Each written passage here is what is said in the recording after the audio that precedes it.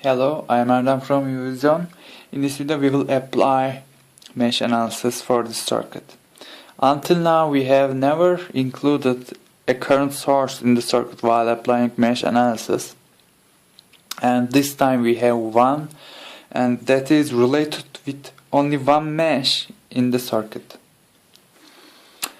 Let's apply first step of the mesh analysis, that is to choose a ground node. Remember, this step will never affect your analysis if you don't complete. Remember. And second step is to assign unknown mesh currents. And let's say this mesh is mesh X, this mesh is mesh Y, this mesh is mesh Z. We will have a current flowing around this mesh X, and the question is here: do we need to label an unknown mesh current in mesh Y? The answer is no. Why? Assume that I have assigned an unknown mesh current, right, and that is flowing around this mesh and passes through R1, passes through independent voltage source, and passes through IS, a current source. Remember, a current source supplies indicated current value to each branch, whatever voltage difference is present across it. And this means that IS will be equal to this unknown mesh current 100%. So we will not label unknown mesh current for mesh Y. We already have information about it, and that is equal to IS. Actually, this was the whole point of this video.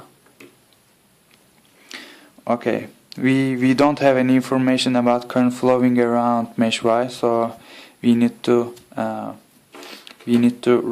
label an unknown mesh current. Let's write down KVL around mesh X. KVL for mesh X.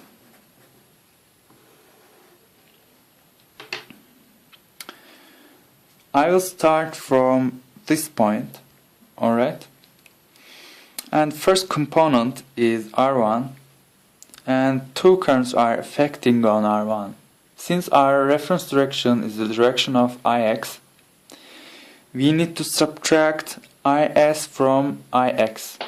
IS from IX.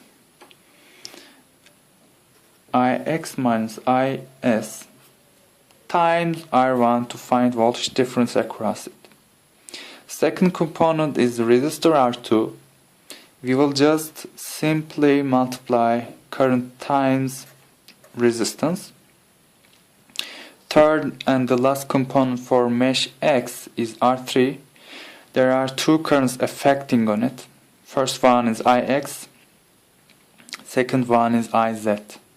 They are in counter direction, but our reference direction is the direction of IX, so we will subtract IZ from IX. Alright. Multiply R3 to get current value. All equal to 0 by KVL. Now, another question. Will we write KVL for mesh Y? The answer is no. You will ask why, or you won't ask, but I will answer.